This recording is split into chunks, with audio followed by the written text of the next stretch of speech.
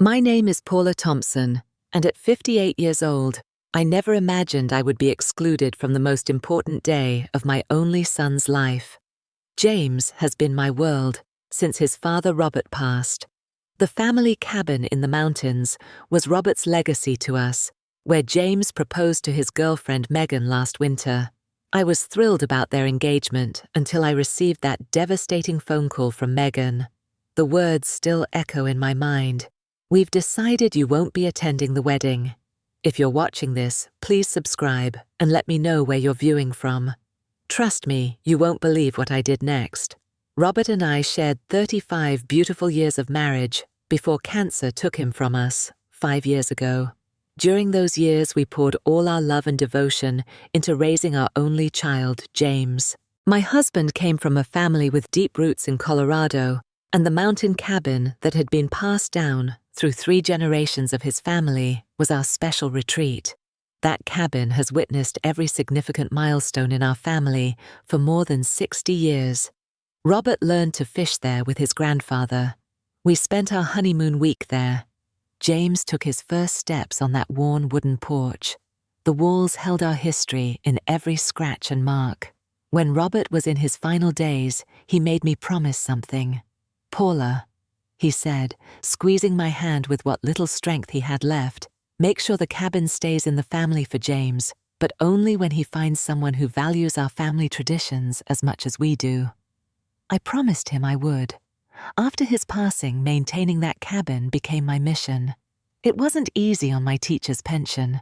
The property taxes in that area had skyrocketed as wealthy developers bought up neighboring lots. The maintenance costs for a structure that age were substantial. There were times I had to take out small loans just to keep up with it all. But I never told James about these struggles. I wanted to honor Robert's wish. For James, that cabin represented childhood magic. Every summer from age 5 until college, we'd spend 3 weeks there. Robert taught him to fish in the stream that runs along the property line. He learned to ski on the nearby slopes in winter. The loft bedroom with its slanted ceiling and small window was his room, where he'd read by flashlight long after we told him to sleep. When James brought Megan home to meet me 3 years ago, I was cautiously optimistic. She was beautiful, polite, and clearly successful in her career as a marketing executive for a luxury brand. She complimented my home, asked appropriate questions about family photos, and seemed to make James happier than I'd seen him since his father's passing. I made every effort to welcome Megan into our family traditions. I invited them to the cabin for weekends, taught her Robert's special pancake recipe, and shared stories of the family history.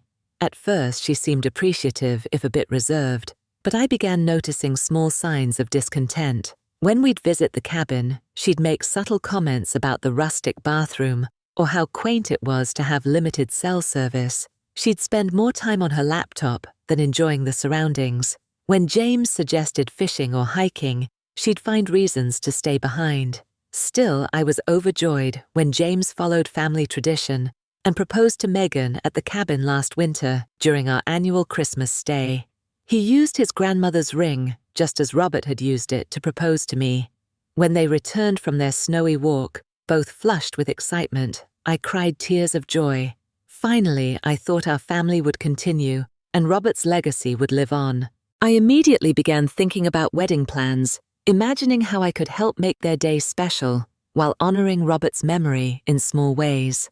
I pictured myself helping Megan shop for her dress, perhaps offering my own veil, which had been hand-stitched by my mother. I envisioned James standing tall in his father's cufflinks, a small but meaningful connection to the man who had raised him with such love. I had no idea then how drastically my expectations were about to be shattered. The first hint of trouble came when I called Megan to suggest lunch to discuss wedding ideas. Her response was polite but distant. "Oh, thank you, Paula, but we're still in the early planning stages. I'll definitely let you know when we're ready for input." Weeks passed, then months. My occasional inquiries about their progress were met with vague responses. "We're considering a few venues," or "we haven't settled on a date yet." I noticed James was calling less frequently. When we did speak, he seemed distracted often cutting our conversations short with excuses about meetings or dinner plans. It was at a casual Sunday dinner at my house, about 4 months after the engagement, when I first met Megan's parents, Donald and Vivian Lancaster. They arrived in a luxury car that looked wildly out of place in my modest suburban neighborhood. Donald had the confident air of someone used to being the most important person in any room, while Vivian scrutinized my home with the barely concealed judgment of someone accustomed to much grander surroundings. "What a charming little house," Vivian remarked, emphasizing little in a way that made it clear she found it anything but charming. "You've managed to do so much with the space." Throughout dinner, the class differences became increasingly apparent. Donald spoke of their country club memberships and recent trips to Europe.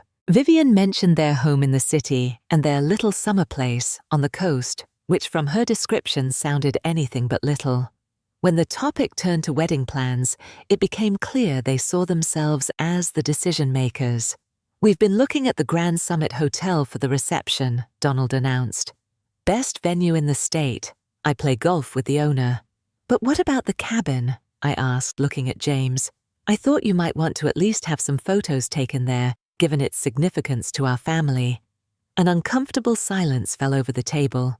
James studied his plate while Megan exchanged a look with her mother. "The cabin is lovely for family gatherings," Megan said carefully. "But we're planning quite a sophisticated event. The aesthetics wouldn't really work with our vision." A week later, I overheard a conversation that confirmed my growing concerns. Megan was in my backyard on a phone call while James helped me with some kitchen repairs. I hadn't meant to eavesdrop, but her laugh, louder and harsher than her usual carefully modulated tones, caught my attention. "God, you should see it, Caitlin. It's practically primitive. No central air furniture from like 100 years ago, and the bathroom I can't even." James gets all nostalgic about it, but honestly, it's embarrassing. My parents would die if they had to stay there. My heart sank as I realized she was talking about the cabin, the heart of our family memories, the place Robert had loved most in the world. After that, wedding planning seemed to accelerate, but I was increasingly sidelined. James began avoiding my questions about dates and details. When I specifically asked about my role in the ceremony, he became evasive. "We haven't figured out all those details yet, Mom. Megan has a specific vision, and her parents are covering most costs, so..." His voice would trail off, uncomfortable with the implication Megan and her parents were calling the shots. Meanwhile, Megan began helping James renovate his apartment. Family photographs disappeared from his walls, replaced by abstract art pieces. When I visited one Sunday, I noticed his grandfather's antique desk, which Robert had carefully restored and given to James for his college graduation, was gone. "Where's Grandpa's desk?" I asked. "Oh, Megan thought it didn't fit the new aesthetic. We put it in storage." When I expressed concern about these changes and Megan's apparent disregard for family traditions, James became defensive. "Megan has excellent taste, Mum. She's helping me upgrade my life. Why can't you be happy for us?" My friend Susan, who had known James since he was a toddler, voiced her concerns after meeting Megan at a dinner party. "Something doesn't feel right, Paula. The way she speaks over him, the little digs about his job, his friends. She seems to be molding him into something he's not." I tried to reach out to some of James's longtime friends, hoping to get their perspective. What I learned disturbed me further. Many of them hadn't seen James in months. His best friend since childhood, Tyler, told me James had stopped returning his calls after Megan suggested Tyler was holding James back with his small-town mindset. The James I knew, thoughtful, loyal, and deeply connected to family and traditions, seemed to be fading away, replaced by someone I barely recognized, someone who appeared increasingly under the influence of Megan and her family's values. The call came on a Tuesday afternoon in April, 8 months after the engagement. I was grading papers at my kitchen table when Megan's name appeared on my phone screen. Thinking she was finally ready to include me in wedding plans, I answered eagerly. "Paula." She began, her voice professionally, pleasant but cool. "I wanted to update you on our wedding plans. We've decided to have a more intimate ceremony than originally discussed." "Oh," I said, wondering what intimate meant in this context. "Have you settled on a date?" "June 15th, she replied. "At my parents' country club. We've decided to keep it small, just immediate family." A wave of relief washed over me.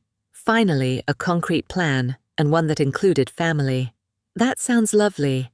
I'd be happy to help with any preparations. Should I come down the week before to—" "Actually, Paula," Megan interrupted, her voice taking on an edge. "When I say immediate family, I mean my parents, my sister, and a few close friends." The implication hung in the air for a moment before I understood. "But I am immediate family," I said slowly. "I'm James's mother." "You know what I mean," she replied, impatience creeping into her tone. "We want this day to be perfect without any complications. James agrees it's for the best."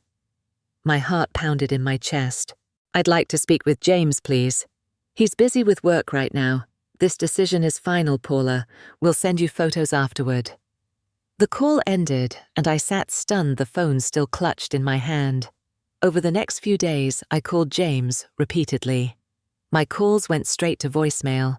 I sent texts expressing my confusion and hurt. Finally, 3 days later, I received a brief text. "Mom, Megan thinks it's best this way. Her parents are paying for everything. Please understand. I'll call soon." But he didn't call. Not the next day or the next week. The son I had raised, who had always been considerate and loving, was now excluding me from the most important day of his life without even the courage to tell me himself. Through mutual acquaintances, I began hearing details about the wedding that contradicted the intimate ceremony story.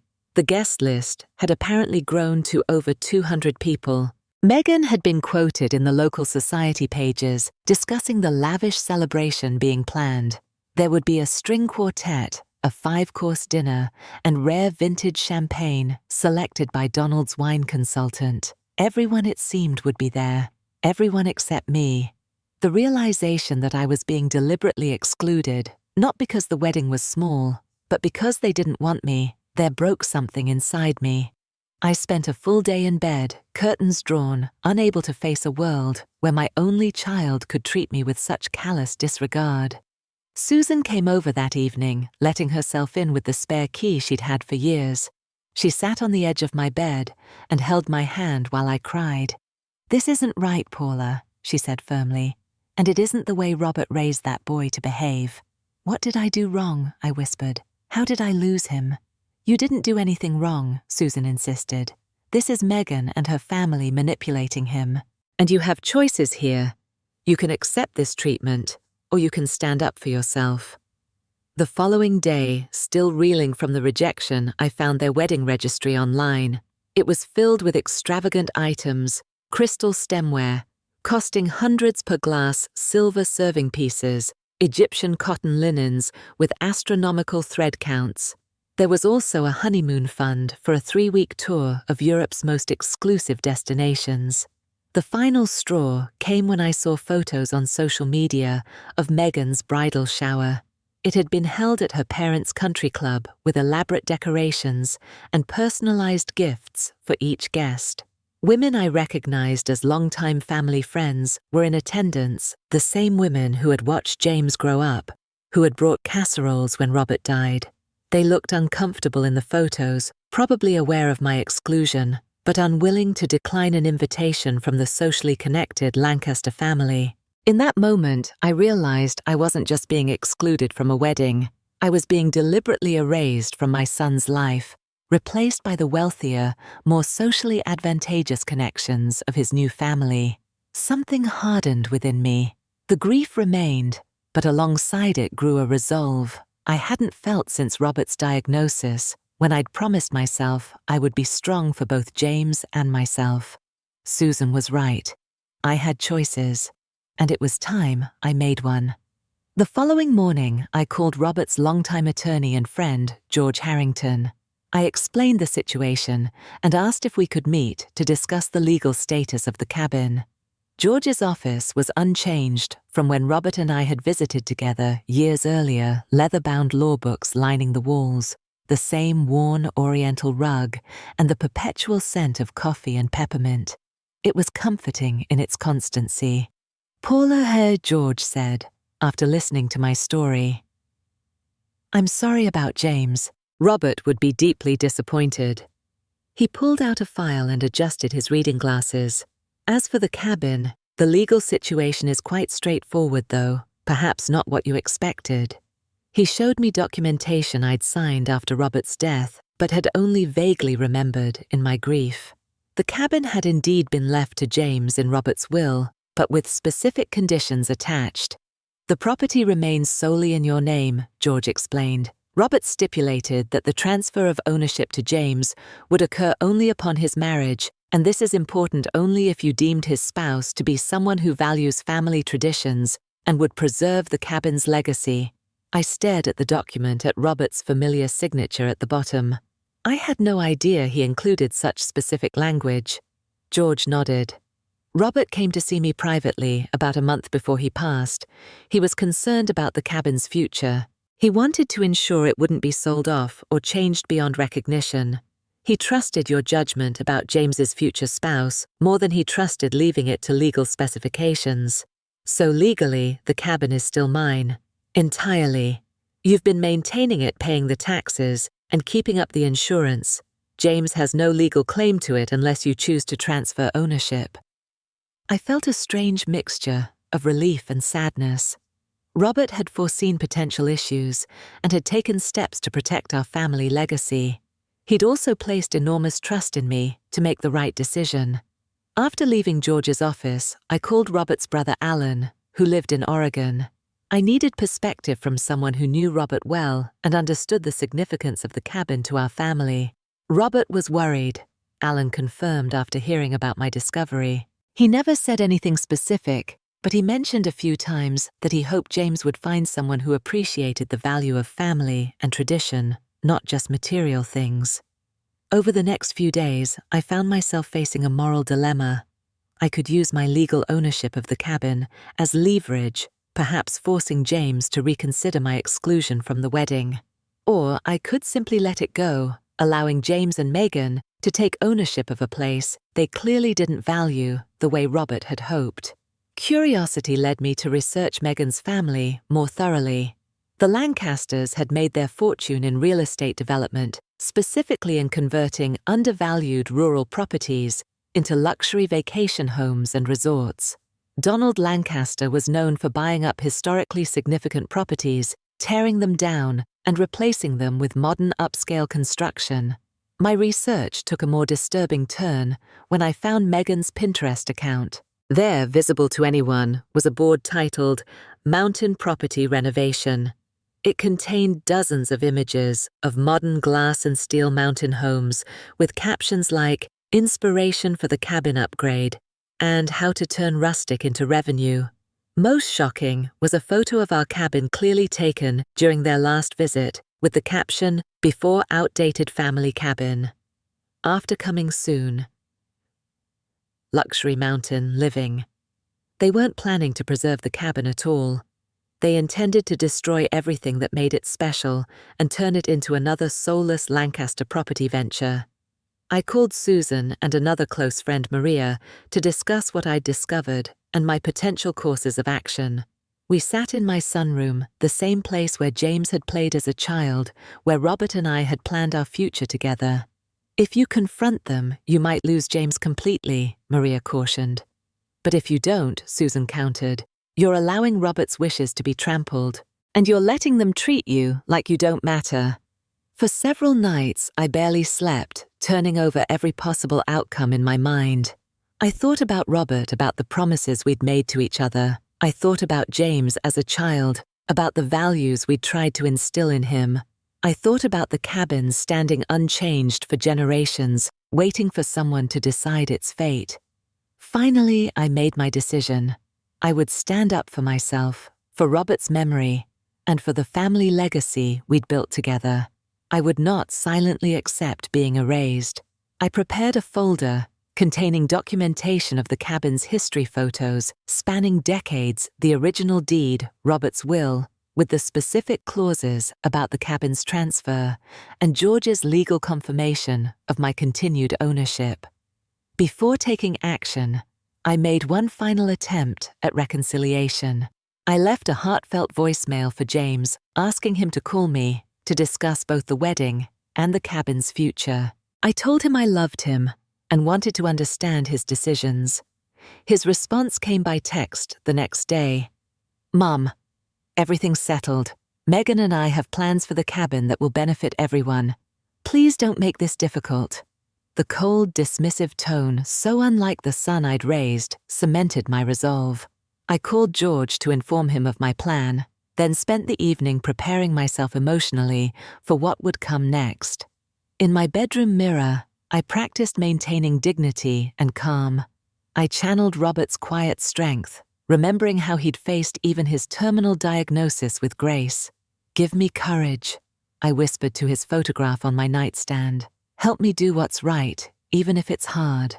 The rehearsal dinner was scheduled for Thursday evening at La Maison, one of the most exclusive restaurants in the city. I hadn't been invited, of course, but through Susan's daughter, who worked at a nearby hotel, I learned the details. I took particular care with my appearance that evening, choosing a simple but elegant navy blue dress that Robert had always loved pearl earrings he'd given me for our 30th anniversary, and my grandmother's cameo brooch. I wanted to look dignified, not desperate. The restaurant's valet looked momentarily confused when I arrived alone, but took my keys with professional courtesy. Inside, the maitre d' directed me to the private dining room where the Lancaster party was gathered. I paused outside the door, taking a deep breath. Through the partially frosted glass, I could see moving shapes, hear the mingling of voices and laughter. I thought of turning back, of sparing myself the confrontation to come. But then I remembered the photos of the cabin tagged for renovation. I remembered Megan's cold voice telling me I wasn't welcome at my only son's wedding. I opened the door. The conversation didn't stop immediately. It faltered like a record, gradually slowing down as people noticed me standing there. James saw me first, his face drained of color, mouth opening slightly in shock. Megan, seated beside him at the head table, froze mid-sentence, her champagne glass halfway to her lips.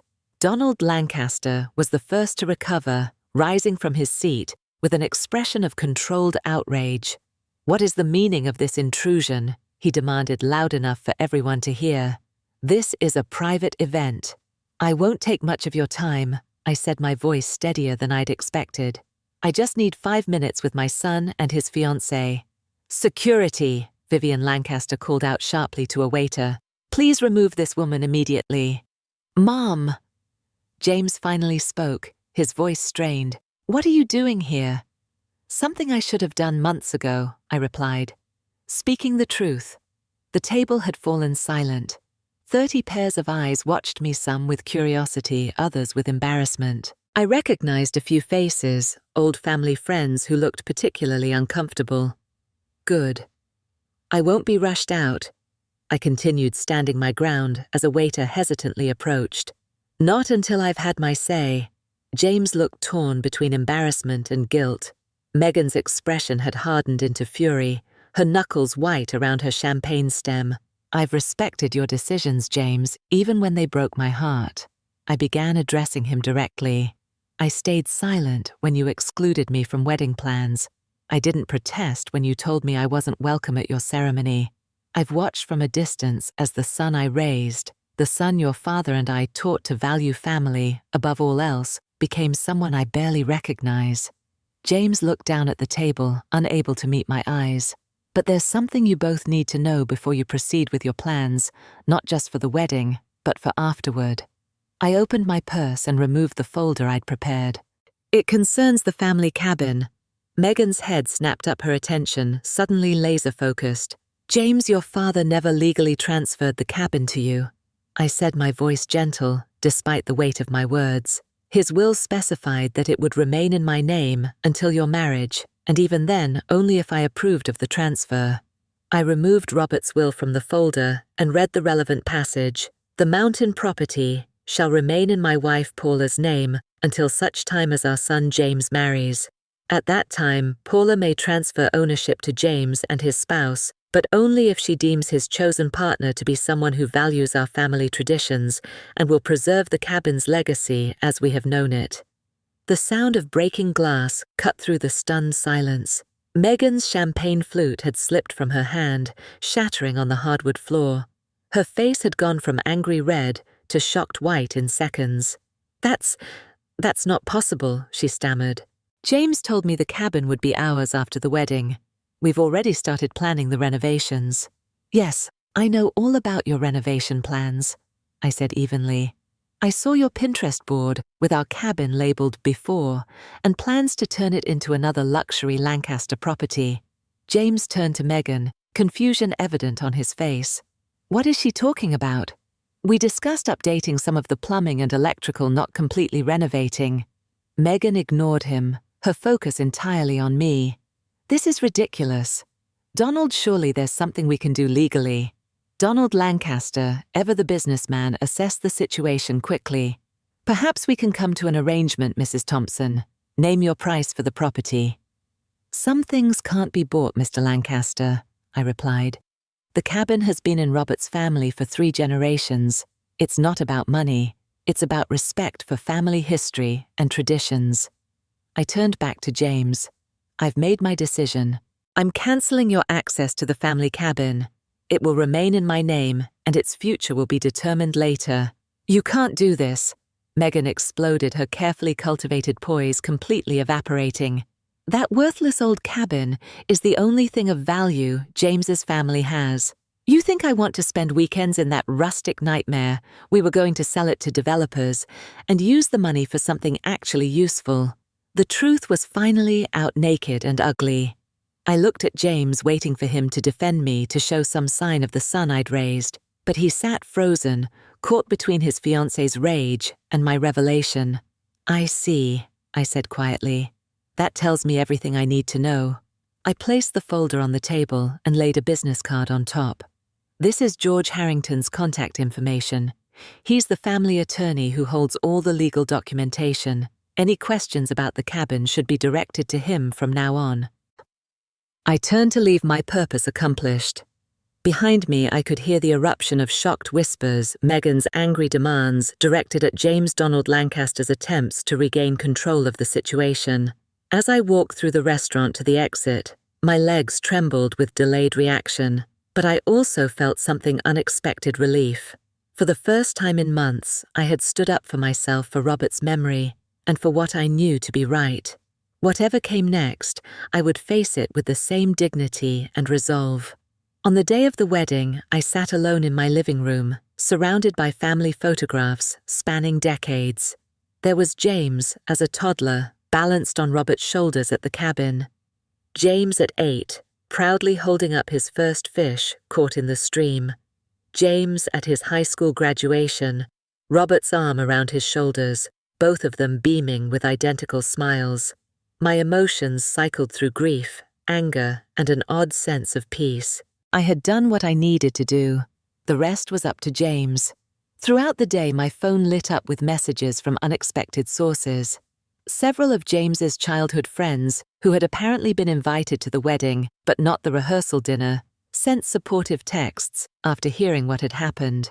"We always knew something was off with Megan," wrote Tyler, James's oldest friend.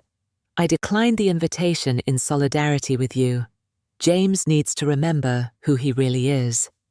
By evening, reports began filtering back to me through mutual connections. The wedding had proceeded, but the atmosphere had been tense and uncomfortable. James and Megan had been seen arguing just before the ceremony. Donald Lancaster had intervened several times, once physically steering James away from a side exit. The next morning, I received a voicemail from Megan. Her voice was cold with fury. "How dare you humiliate me in front of our guests? You need to fix this cabin situation immediately. My father has connections with every judge in this state. This is not over." I deleted the message without responding.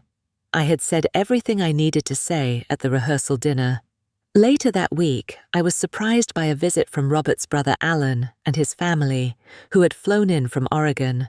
They had declined their wedding invitation after hearing about my exclusion and wanted to show their support in person. "Robert would be proud of you, Paula," Alan told me as we sat on my back porch. "You stood up for what matters. Those cabins aren't just buildings to our family. They're vessels for memories, for values passed down." James's godfather, Michael, called from Arizona. "I was there when Robert bought that property from his uncle," he recalled. "He worked 3 jobs to afford it, talked about it constantly. He wanted it to stay in the family forever, to be the place where future generations would connect with their roots." I found myself drawn to the cabin that weekend, driving the familiar mountain road, watching the scenery change from suburbs to wilderness. I felt a weight lifting from my shoulders. The cabin stood just as it always had, solid and welcoming against its backdrop of pine trees. Inside, the scent of wood and memories enveloped me. I ran my fingers along the kitchen counter where Robert had taught James to prepare trout. I climbed the narrow stairs to the loft where James had spent countless rainy afternoons reading adventure stories.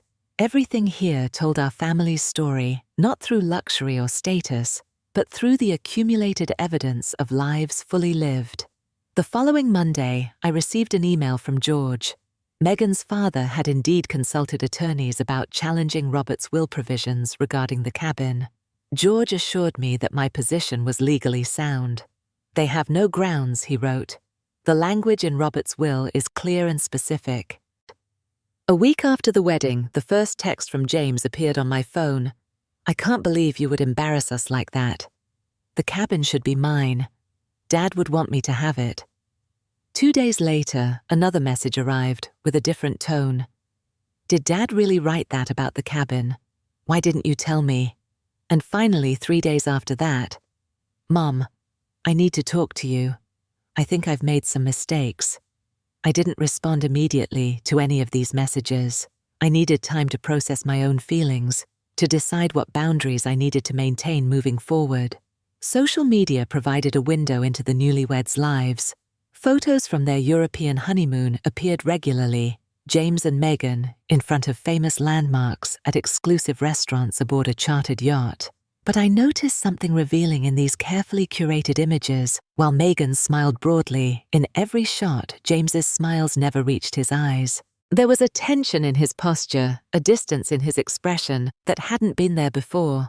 Meanwhile, I made a decision about the cabin. I wouldn't sell it despite receiving an unsolicited offer from a developer that would have solved my financial concerns for life. Instead, I began making small necessary renovations, replacing the aging water heater, reinforcing the back porch, updating the electrical panel for safety. Not changing its character, but preserving it. I invited Robert's extended family for a reunion at the cabin in July. Cousins, nieces, and nephews, who hadn't visited in years, came together sharing stories and reconnecting with their shared heritage. I realized I had an opportunity to strengthen these bonds to ensure the cabin remained meaningful to the wider family, not just to James. One evening in late August, Tyler came to visit me. Over coffee in my kitchen, he shared what he knew about James and Megan's relationship. "She's been pushing him to cut ties with everything from his past," Tyler explained. "Not just you and the cabin, but all his old friends, his interests, even his career goals. She wants to remake him into someone who fits her world." "Has he let her?" I asked. Tyler sighed. "Mostly, but I think he's starting to question things. The James I knew is still in there somewhere." I nodded, trying to balance hope with realistic expectations. I had begun to make peace with the possibility that James and I might remain estranged for years, perhaps forever. It hurt deeply, but I had survived losing Robert. I would survive this too. The process was similar to grieving with all its messy, non-linear progression. Some days I felt angry, others profoundly sad. But increasingly, I found myself focusing on building a meaningful life beyond my identity as James's mother. I deepened friendships, volunteered at a local literacy program, and even began dating again tentatively, at first, then with more confidence. The cabin remained a source of solace and strength. Each time I visited, I felt Robert's presence in the best possible way, not as a ghost, but as a continuation of the love and values we'd shared. The knock on my door came on a crisp October morning, 3 months after the wedding. I wasn't expecting visitors. When I opened the door, James stood on my porch alone. He looked different, thinner, with dark circles under his eyes. His typically neat appearance was slightly disheveled, his hair longer than Megan had ever permitted it to be. "James," I said, my heart hammering in my chest. "Mom," he replied. His voice cracked slightly. "Can I come in?" I stepped aside silently, letting him enter the home he'd grown up in, but hadn't visited in nearly 6 months. He stood awkwardly in the entryway, looking around as if seeing it for the first time.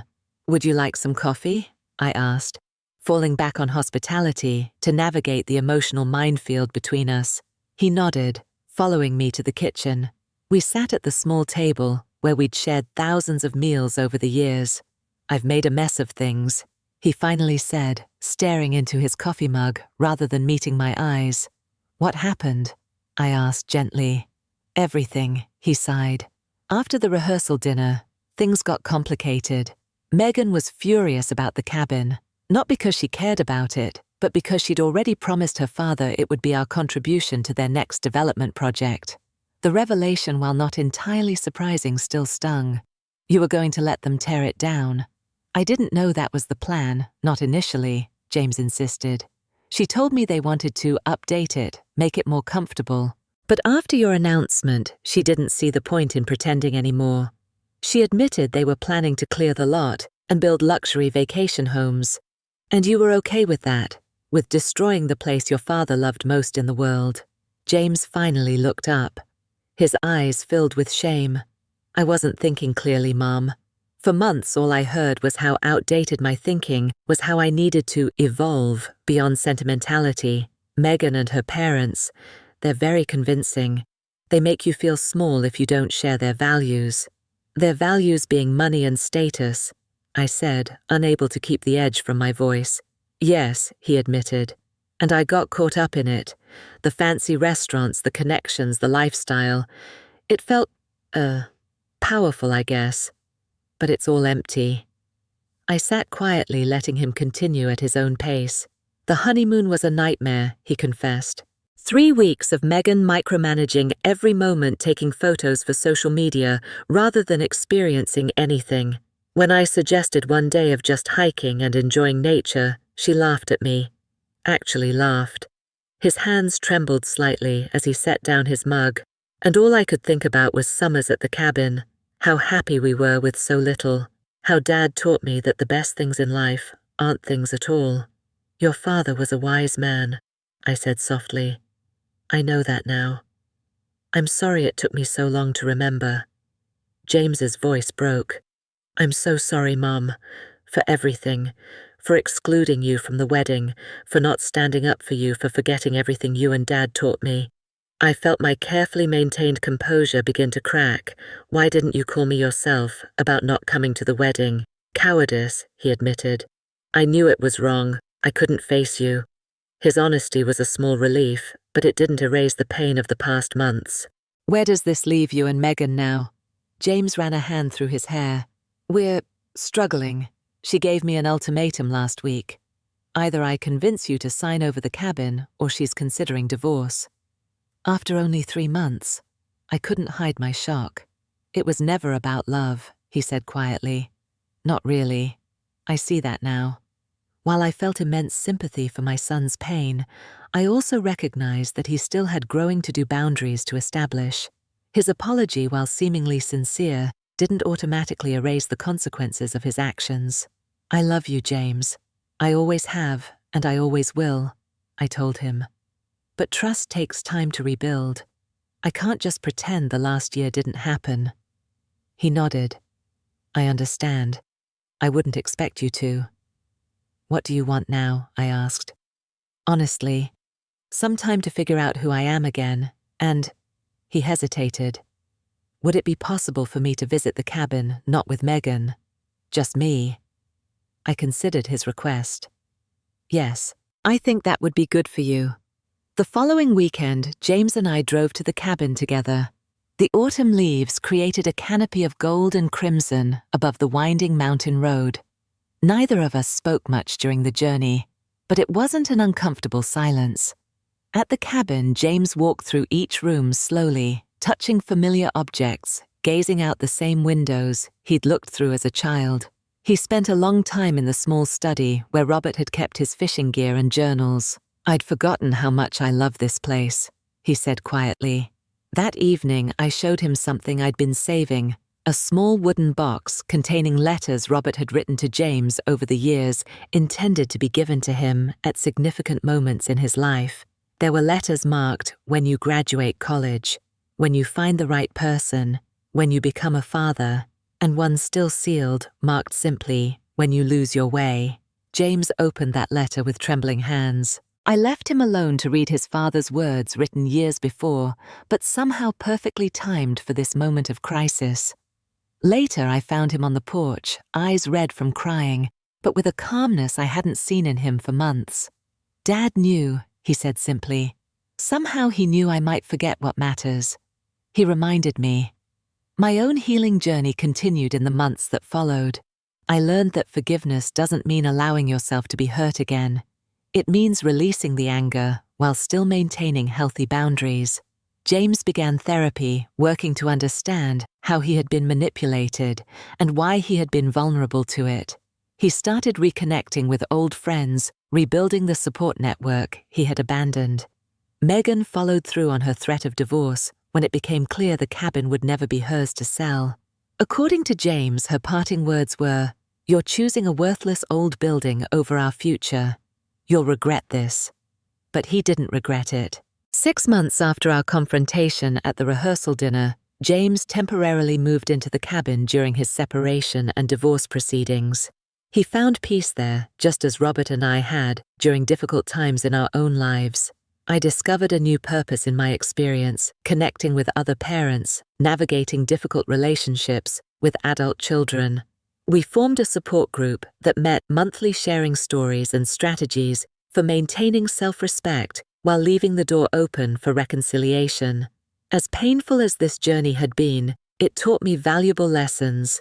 Setting boundaries doesn't mean stopping love, it means loving yourself enough to require respect. Family legacy isn't just about physical property, it's about values that endure across generations. And sometimes standing firm in your truth is the greatest act of love you can offer. Robert had seen more clearly than I had. His provision about the cabin wasn't about control or exclusion, it was about protection. Protection of values that couldn't be bought or sold. Protection of a legacy meant to nurture, not to be exploited. The cabin remains in the family, its character preserved, but its systems updated for safety and comfort. James has found his way back to himself, wiser for his difficult experience. Our relationship has healed, though changed, more honest, more aware of its fragility, and therefore more precious. As for me, I've discovered strength I never knew I had. Like the cabin itself, I've weathered storms and emerged solid, my foundation unshaken. Have you ever had to stand up for yourself against family pressure or protected something precious from those who didn't value it? I'd love to read your stories in the comments below. This journey has taught me we're stronger when we share our experiences. If this story resonated with you, please subscribe and give it a like so others can find it too. Thank you for listening. And remember, sometimes the hardest boundaries to set are the ones that matter most.